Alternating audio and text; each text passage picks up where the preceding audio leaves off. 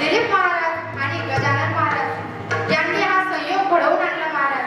परम भाग्य आहे माझे, कारण त्यांच्या हस्ते हा पुण्य पवित्र ठिकाणी, कारण श्रीमद देवी भागवत असो शिवपुराण असो, हा कार्यक्रम हा योग घडून येण्यासाठी जन्मोजन्मांतरीचं पुण्य लागतं. तसंच ती पवित्र जागा असावी लागते, तसेच ते तीर्थक्षेत्रही असावं लागतं महाराज. म्हणून हे गाव तर पुण्यवान आहेच, कारण या नदीला पांडव नदी म्हणतात आणि पांडव हे द्वापार युगामध्ये होऊन गेले, म्हणजे युगानुयुग झाले. जगदंबा मातेची कृपा आपल्या या लाडनापूर गावावरती आहे, हे आपले परम भाग्य आहे महाराज. आणि म्हणून सगळ्यांच्या चरणी विनम्र अभिवादन आणि कीर्तन रूपी सेवेला सुरुवात.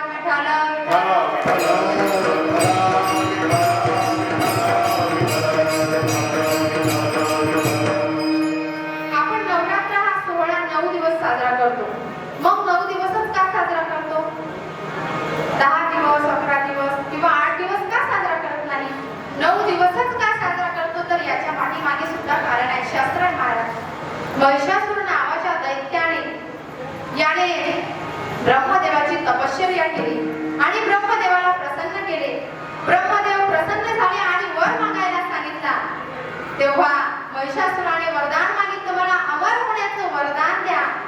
तेव्हा ब्रह्मदेव म्हणाले, महिषासुर, पहिली गोष्ट म्हणजे या मृत्यू लोकामध्ये जो जीव जन्माला येतो, मग तो कितीही श्रीमंत असू दे, कितीही बलवान असू दे, कितीही बलाढ्य असू दे, जो मनुष्य या पृथ्वी लोकावर, या मृत्यू लोकावर जन्माला येतो, त्याचं मरण हे निश्चित आहे. मग तेव्हा ब्रह्मदेव म्हणाले, तू दुसरं वरदान माग. तेव्हा महिषासुराने दुसरं वरदान मागितलं की मी देवताच्या हातून नाही, पशु पक्षींच्याही हातून मला मृत्यू आला नाही पाहिजे, असं वरदान द्या. तेव्हा ब्रह्मदेव तथास्तु म्हणाले आणि त्याच क्षणी ब्रह्मदेवाने हेही सांगितलं की तू एका स्त्रीच्या हाती तुझा मृत्यू होईल. स्पष्टपणे सांगितलं होतं महाराज. पण त्याला वाटलं एक स्त्री मला काय मारणार, तिथं चूल आणि मूल, त्याच्या पुढे स्त्री काय करू शकते? तिच्या मनगटात एवढी ताकद कुठून की ती मला मारेल? पण जेव्हा त्याने पृथ्वी लोकावर हाहाकार करायला सुरुवात केली, पृथ्वी लोकावरच नाही तर देव लोकावर त्याने ताबा केला, तेव्हा संपूर्ण देवादिदेव महादेव आणि विष्णू भगवंताकडे आले. विष्णू भगवंताकडे आणि देव महादेवांकडे आले आणि संपूर्ण घडलेला प्रकार सांगितला. आता देव सुद्धा युद्ध करू शकत होते, पण त्यांनी युद्ध का केलं नाही? तपश्चर्या करून तसं वरदान प्राप्त करून घेतलं होतं. युद्ध जरी केलं असतं तरी महिषासुराचा वध होणार नव्हता. मग महादेवाला क्रोध आला आणि त्या क्रोधामधून एक शक्ती निर्माण झाली. त्या शक्तीमधून आई दुर्गा भवानी प्रकट झाली.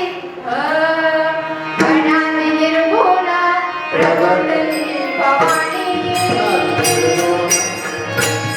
अनादि निर्गुण प्रकटली भवानी,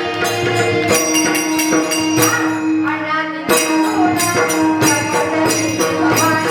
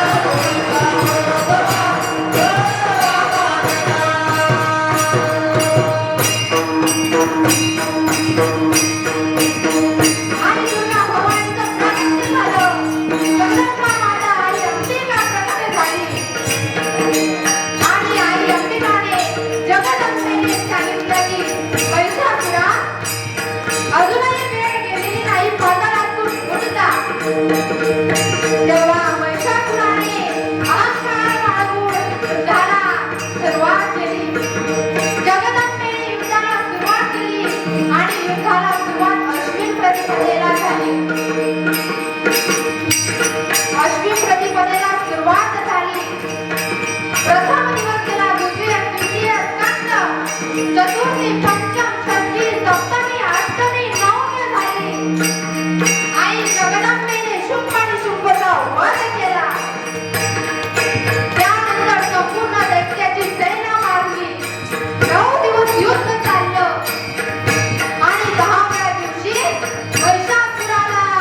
समाप्त केलं महाराज. बोला जगदंबा माता की.